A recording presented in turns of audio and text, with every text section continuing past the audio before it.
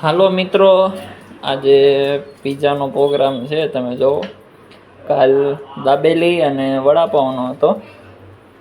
આજે પિઝા બને છે કારણ કે કાલ હાર્દિકભાઈ અમારે રોતા હતા કે પીઝો ખાવો, દાબેલી વડાપાવ નથી ખાવા. આ જો આવ્યો, જો આટા મારે. આ હાર્દિકભાઈને અમારે સાદા ભાવે, એને જો આવું કાંઈ મરચાં ને એવું બધું નાખેલું ન હોય. આ એના માટે જ બને છે, હાર્દિકભાઈનો સાદો. આ એક ઉપર ગરમ થાય છે.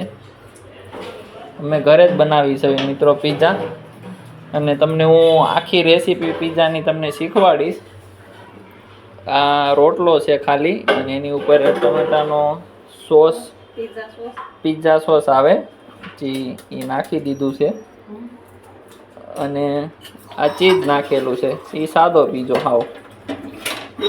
અને વેજીટેરિયન માટે જો આ ડુંગળી, ટમેટા, વેજીટેબલ, મરચા એવું બધું નાખ્યું છે. મિત્રો જો એક પીઝો બની ગયો છે.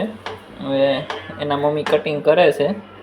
કટિંગનું આપણી પાસે ઓલું કાંઈ હોય નહીં, એટલે જો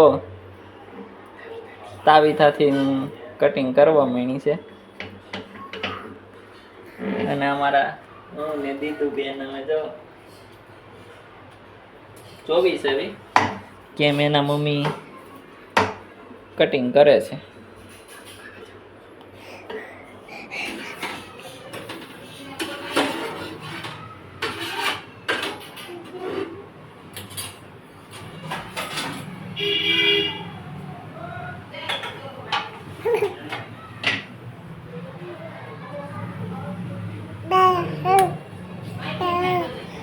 અને મમ્મી પપ્પા ખાવા બેસી ગયા.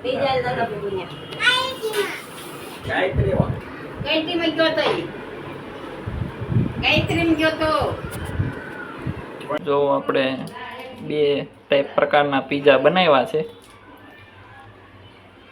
એક આ વેજીટેરિયન વાળો અને સાદો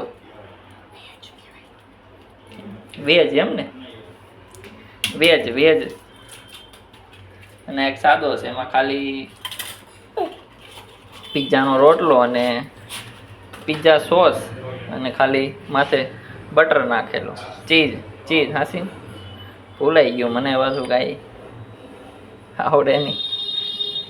અને જો એ મૂકી દીધું, હમણાં થઈ જાય ગરમ એટલે કમ્પ્લેટ પીજો.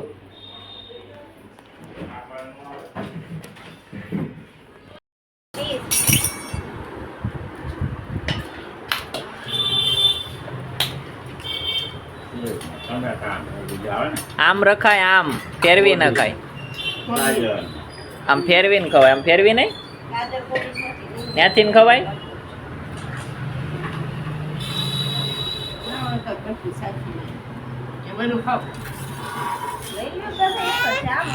આવું બરોબર બસ.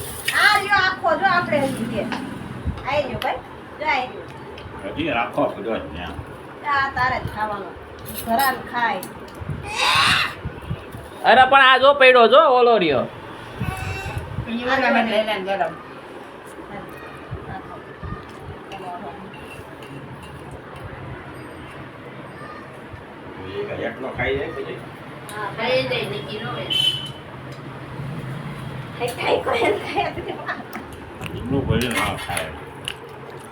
ખાઈ જાય કા, બધું ખાઈ જાય ને.